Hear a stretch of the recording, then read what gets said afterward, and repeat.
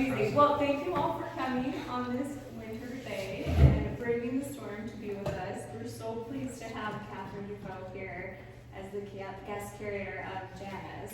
We love to have an artist that we've worked with before in multiple exhibitions, group shows, the solo with Sarah Lutz. It's like very cool work, and we love your vision, like your work with Painting Center and all of that. So we're pleased to have Katharine present us with 14 of her loveliest books for the show entitled JANUS, and it's an awesome group of people. And so if you'll indulge me in my nerdiness, got out my mythology book to talk about JANUS. JANUS was originally the god of good beginnings, which are sure to result in good endings. And I think that is such a beautiful thing to think about with your show, how you speak about portals. There's the story of JANUS, the god made the doors in front of Rome, and the doors were closed only when Rome was at peace. And I think it's a very beautiful reflection of how you've approached selecting these artists and these works. So we are so happy to welcome you here. And then just a little bit about Susan Eley Fine Art. Many of you know already. We have been here in Hudson since June of 2020 and are pleased to interact with local communities, especially our upstate folks right across the border, Massachusetts, and all of that. So I will let Katharine take it away and do artist intros.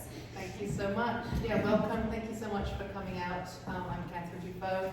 I had the absolute pleasure of curating the show, and I'm thrilled that we have 6 of the artists here today with us. We have Patricia Fabricant, and we have Alexandra Rutsch Brock, we have Maggie Mailer, we have Idil Barkan, and we have Russell and Constance, known as Guzman. So they work together under a single title, which is kind of fitting for this theme, but we'll get to that. If you read the press release, JANUS was a god I saw as a child. I grew up in Cambridge, and there was the Museum of Archaeology, and I was very piqued by this one copy of a sculpture, and it was the double face, and it was just so interesting to think there could be a Roman god had these 2 faces, looking backwards, looking forwards. It was also nice to kind of tie it in with the theme of January, which of course is named after this Roman god, because you look back to the old year, you look forward to the new year. And I also thought it was interesting in this time, last summer, if you remember, people were talking about what is your kind of Roman civilization thing. It was kind of all in the atmosphere, and it was interesting to bring in a Roman god as part of that. So it's a great theme, I think, and it kind of, to me, it travels in so many different ways. It's a portal, it's a threshold, it's the beginning of something maybe magical, it's leading you in somewhere. And I think each of these artists have embodied it in some way. And so what I'd like to do is just have a conversation and have them each, maybe I'll ask them one by one, but have them talk about how they felt about this theme. I reached out to some of you. I must say the first person I reached out to was Alexandra. She has this amazing, the golden feet. Forgive me, I forgot what the name is. Portal, it's called Portal. And I saw that, and I was so entranced by that. That is the one piece I want as the anchor for this show. So I was really excited to reach out to Alexandra, whose work I've known for a long time. We've known each other for a long time, back in New York days, Westchester days. So I'm really excited to kind of anchor that piece and then look at her other work. And I wonder if you can tell me about that particular piece. Oh, well, thank you. First of all, thank you for the show. I love this whole exhibition. I'm thrilled to be part of it. And it's so great to be with the other artists. So thank you very much. Great meeting everybody. The feet piece, I've been working in clay my whole life, along with painting, printmaking, and welding. So that piece, a lot of my work is about myself. So that piece is a self-portrait in a sense. And the whole idea of portals, it really fit the theme when you reached out to me. I was like, well, that's exactly what this piece is about. So, standing in place and the footprints. So it's representing, someone that could have left, or maybe even someone that's coming back or arriving. And then the gold, of course, has historical reference to mysticism and spirituality and just also just beauty at the same time. So that whole thing is just kind of, the last, I'm gonna say 5 years when I turned 50, it was all very much about looking past and looking forward, right? So there was this whole time period of like empty nest and hitting 50 as just being this kind of halfway marker for all of us, and looking back and looking forward at the same time. So that piece was very much representative of that. It's my feet in porcelain, fired, and then glazed, and then fired again, and then 22 karat gold luster glazed on top of that. So it is laborious at the same time. So yeah, so that's what that's about, and I've installed it in different iterations. And so I feel it's exactly the theme of your show. So thank you. Thrilled to have it. Thrilled to have it. And I also want to go to Guzman, Constance, and Russell, because when I was thinking about their work for the show, they're photographers, so their work is actually behind us here, and then there's one piece on the back wall over here. And I'd seen some of their work in another show in Lab Space, actually, in Hillsdale, and they'd done a series that were kind of otherworldly to me, and I imagined that's what I was going to choose when I went to your studio. But tell me about these pieces that I ended up with. Did you find the theme of Janus kind of, did you look at your work in a different way? Yeah, it was very, well, it felt right, because it was, I think it was a challenge in a way, and then we understood, because I think you were talking about the twig people. Yes. And we had a group of photos where there was a kind of otherworldly person walking around town. And with a twig. With a big, yeah, the head was made out of twigs. So, and we had him in industrial areas. So he kind of looked like lost, or he was an alien. So that, I understood that, but then we really got, we started thinking of Janus in terms of just other thoughts, because you were going to come over, and we started playing with the ideas of the duplicate, the looking forward, looking back, the self-conversations.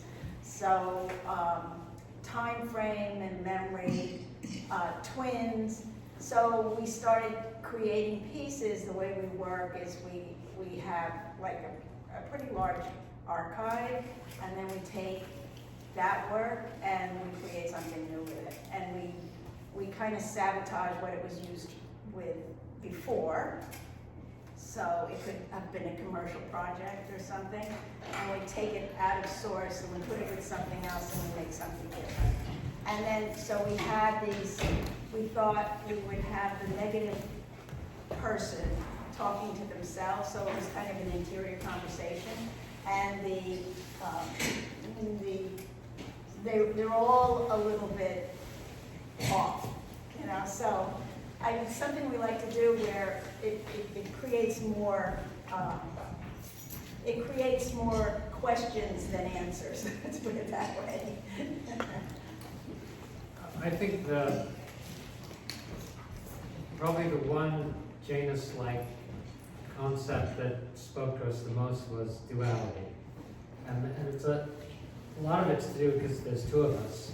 Right. And duality is like omnipresent. It's just, from the first moment, it's duality. It's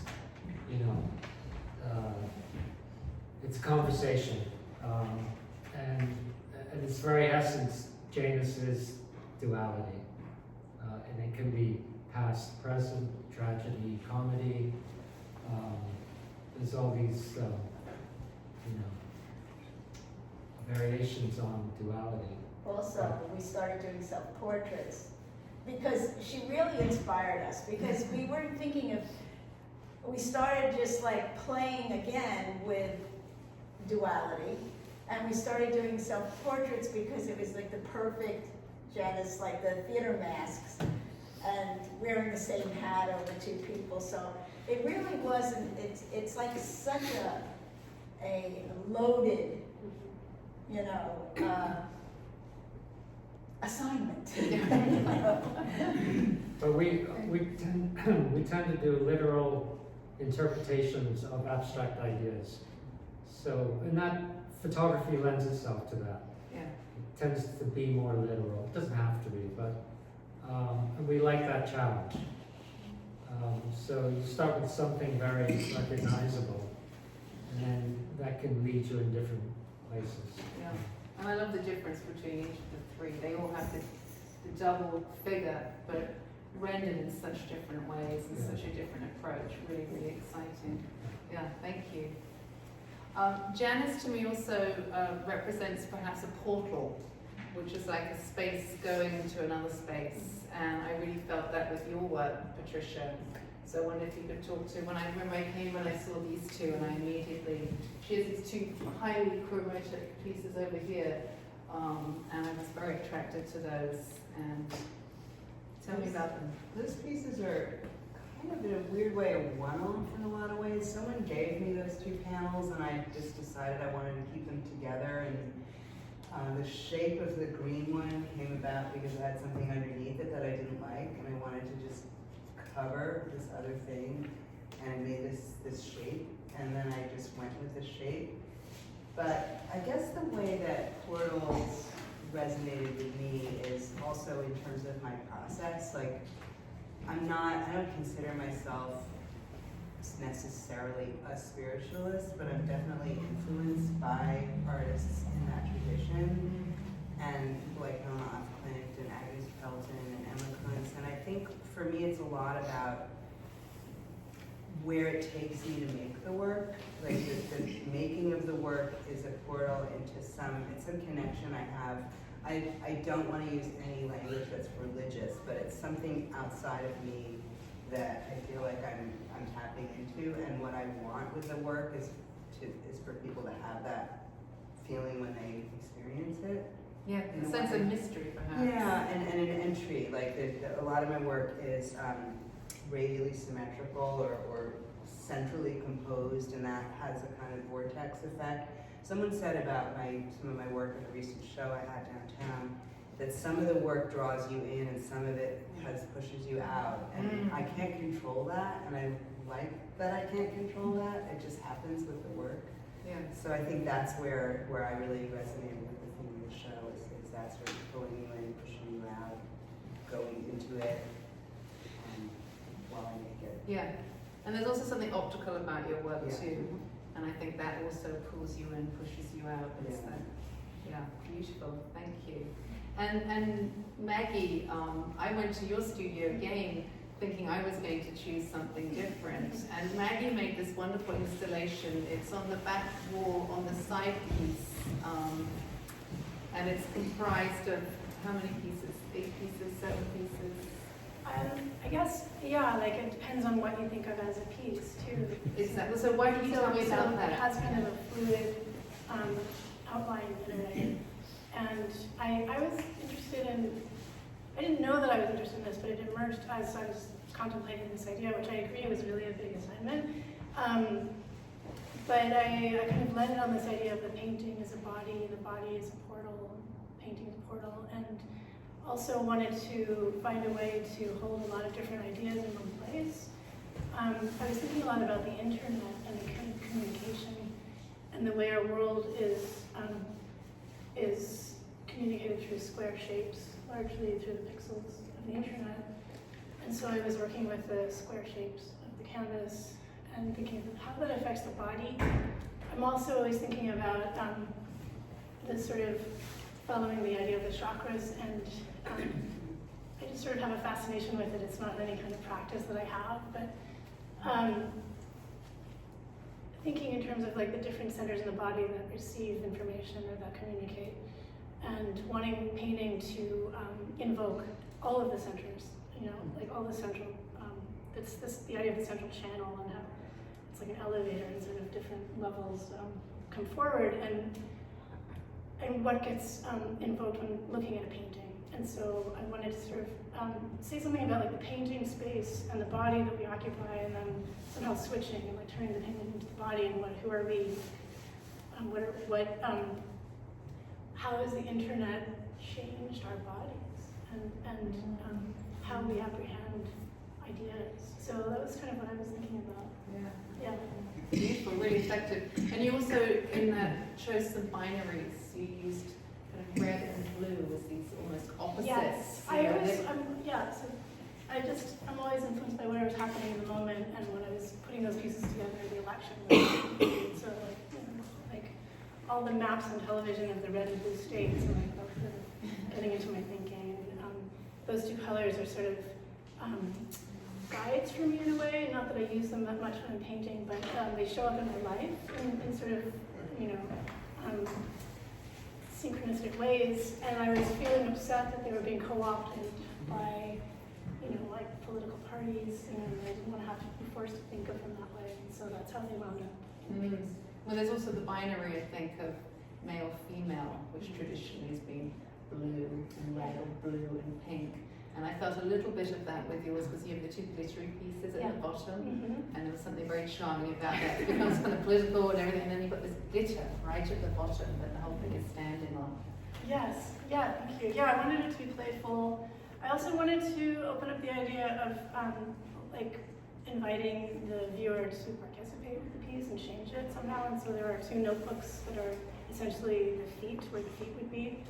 And there are two crayons that are included, and then also two crochet hooks that I used to make the crochet piece, which form the vertical channels. But just to see if anybody might actually break the rules and pick them up and do something. I haven't checked to see if I sort of doubt that happened, because No, I will. Okay, but even I felt oh, that's just not going to happen. That's just not how it's done in a gallery. Right. Put the work up, and then it lives in this kind of sealed off space, and somebody gets to look at it, but they don't change it. But I sort of wanted to play with that dividing line of where is the boundary. So I was thinking about Janus is like the edge, what's the edge that you can cross and not cross too? Maybe instead of different outbursts, there's some kind of internal space that gets defined by the endpoints of any duality.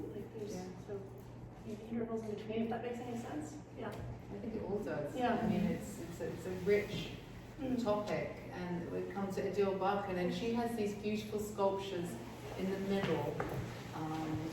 So please tell us about those, because you use an interesting medium and Yes. yeah. First of all, thank you, Catherine. That has been an interesting, amazing show, and I'm so happy to meet all of my artist friends here. Yes, so when I heard about the title Janus, I did not know anything about it. And when I read, I almost burst into tears, because I'm like, oh my God, that just like what I feel, what I am looking after, what I'm after. So that was for me just so exciting, because for the last 10 years or so, I've been trying to find out or learn where do artists, any kind of artists, how they create, where does creative force come from. And then I started working on, in my personal life also, how can I be more present, and what happens when I'm more present. So Janus, I believe his body is anchored in the present moment, where his mind or his heads are looking constantly future and to the past, which I used to do a lot, and that prevented me from being present in my life. So those pieces are mostly coming from what happens when I'm really present, and what happens when I really contact with all of these wood pieces or natural substrates that I work from, because they have a life cycle, they lived before, they are present, they're alive in a way. And when I'm present with them, the conversation is really ongoing and gets really exciting for me. And that's where I create from, and that's where Janus, in a way, for me, that's where it stands. And at the same time, like you guys said, it's a duality part of the God, because my pieces are kind of beautiful and petrified at the same time. You can name what they are, but they're unknown. There's a lot of opposites going on in my pieces too. So that's why I felt like, Will you tell us about what you're making them with as well? yes. I don't know if everybody knows. Yes, so I use natural substrates like wood blocks, wooden logs, cactus bodies, or anything natural actually. Lately I was using dry coconuts, and I use encaustic as a medium because it allows me to create three-dimensional pieces most of the times. And lately I also added ceramic. But I like also transferring those encaustic or any other medium that I use into something else, so they become unrecognizable in a way. But most of these pieces are encaustic and ceramic with mixed with different other paints. And encaustic, in case you don't know, is hot wax with resin and pigment. And you have to melt it, so you have to transform it to be able to use it. Yes. And yes. then it sets again, so it's a rather kind of wonderful medium to use, and you use it so beautifully. Yes, and Katharine taught me actually how to use it Years ago. to begin with years ago, so I really appreciate that also. You use it in a wonderful way. Thank you. Thank So you. yeah, so really interesting. And you know, does anyone else have anything else they want to say about their work, or particularly how it felt kind of coming in, seeing it within the whole group, or anything else you want to add? Because I'd like to open it to kind of questions and answers. I think that's always really interesting for the audience to be as engaged with the artists as, you know, as we are. So I just wanted to say it was beautifully curated and beautifully installed. Like, I'm just sitting here and just looking at this wall, you know, and going up to the birds. And also I love the fact that the artists are kind of mixed around, not necessarily just placed individually. We like the combination with, like, Denise's work speaks so well with Patty's, and also at the same time Denise's work speaks so well to the sculpture with the birds. And so it just, I was really happy at the opening to come in early and have the whole room to myself and just kind of see it all as one unit, and it was really beautifully done. So thank you. Yeah. Well, I'm thrilled to have your work here. It's been a real pleasure. It's really lovely. And I love, as you said, being able to sit and feel engaged, and there are conversations across the room and next to each other. And that's always a really important piece for me when I'm doing my part. I was also grateful that you kind of zeroed in on work that is a little some sort of outside, because I was also getting ready for a solo that was very cohesive and a lot of work around a very similar theme. And I love that you came into the studio and kind of saw the work that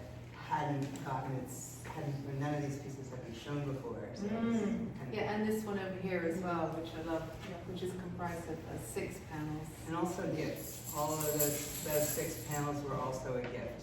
Of each, the individual, the Yeah, someone substrates. gave me those 6 panels, and I don't usually, well, no, that's not true, I'm doing a lot of modular work, but these were both because I wanted to honor the gift giver and Yes. keep them together. Yeah, I love it. and also just the wide range of media between the Yes. glass and the photography and Exactly. the sculptural work and the painting work is, I just That was really important to find me that too, important. and to bring some artists, you know, who hadn't had much showing in Hudson before. We also have a range of artists. There's a couple of artists here who are young. I mean, it's, you know, it's a relative thing to say. They're under 30, let's put it that way, which feels young to me. You know, so we wanted kind of a different, a mix. So thank you so much. I just wanted to read your quote. Alex had a Well, it's great not my quote. quote. I know, it's Kierkegaard. I'm quoting you. I'm quoting Kierkegaard. And Kierkegaard says, life can only be understood backwards, but it must be lived forwards. So that's a perfect... Yes. So please, let's engage with the audience, and if you have any questions, yes. I have a question for Alexi. Your father was an artist of some note, and you teach younger artists, Yep. you know, several generations of them. How does that affect? I love, Your my art. mother's an artist too. Oh, So I grew up in a very artistic family. Yeah. That when I was a kid, I knew our family was very different from everybody, but as a child, I didn't necessarily appreciate it until I kind of came out of it, right? But that, of course, we were just like, you can draw on the walls, you know, it was really great. And didn't understand that that was unusual. And I teach high school for 34 years, and I've taught younger kids, and so I love teaching, and the best part is kind of, I mean, I just love media. Yeah. And so I love showing kids media, and then they go, oh. But does it it's like magic. redound to the benefit of your art, or? Yeah, no, absolutely. I think, first of all, I think teaching keeps you young and on your toes. And just like the young, open, impressionable minds is like so rewarding and so inspiring. Absolutely. And I think, as artists too, I think we're constant students. Yeah. You know, like I love learning new media. I love taking a class. I love going into other people's studios. And my favorite thing when I go see people's work is like looking at their, table of concoctions and everybody, just learning how everybody like mixes their science, or that's the best part. So I think just being a constant student myself, absolutely, is like the best part. Right. Yeah. If I can throw in just a comment, the best part of this exhibition has been showing people, like kids, your feet. Oh, okay, yeah, for You know, sure. and like they are so ready to come up to it and touch it and stuff. Yeah. And so if I let them put the little gloves on and Aw. let them touch it. I'm the same way. She was saying, like, I love when people touch my work. I mean, I touch work. It's like, I think It's all so artists, cool. like, you It's want so them to do it. special. but- Right. We engage with it in such a different way. So I put the gloves on, I give the little kid the gloves, That's so great you know, to pick hear. up their feet, and they're so excited to see it. In the same way with the mirrors as well, and like, and to see that reflection in the piece there. They have such a fun time. And so artist engagement, and it's so great to hear about your background in that. It's wonderful. Well, I think also, like, to take a young kid to a gallery or to see art, I mean, they're just so open with their conversation or their commentary. They're my best critics. They're the best critics, Why would and- you hang that here? Yeah. What does this mean? Yeah. And I love that. I love that because they ask the real questions They do. that everybody thinks, and it has that kind of like threshold Mhm. fear. Mhm. I think the concept of threshold fear, little kids don't have it, Right. and so that's awesome. Yeah, to know I agree. about your educator background. That's very cool. Thank you for that. Someone else, please. Any question or a comment? Or I have a question actually for Maggie. The piece over here, the middle panel, and your differentiation between not mounting that one and having it just straight canvas, and the relationship to that chakra, why that one is like pure canvas rather than mounted. Well, it's like a little bit more about how that piece evolved than any kind of conscious decision. Because what I also was going to say that I really appreciated about your choice of this piece is that this is like very much about the studio, sort of like transplanting the studio energy into the gallery, which also doesn't happen that often. And I didn't actually build that with the idea of making a piece. I was just, I'm constantly making things in different locations in an attempt to sort of keep some sort of creative flow going all the time, no matter where I am. And so those assembled, they just found themselves in the studio, and one day I just put them up in a line like that to look at them, and then started, almost tricking myself into making a piece. I really wasn't planning it. And so I don't know how that one wound up there. Like, Is that the harsh? Which one is that? I think that would be, well, it's funny because it's technically that would be like the solar plexus area, Okay. but when I looked at it, that's not what it looks like. It looks like something lower down, that's like a bit sort of more intimate that one might not want to speak about in public, and and I was like thinking about like also like this phrase of like the sort of hot button topics that you just hear about constantly on the radio, and like so each of those panels has like a different reference. One of them sort of is about like the environment and drilling, and another one's about like reproductive rights, and another one's about something else.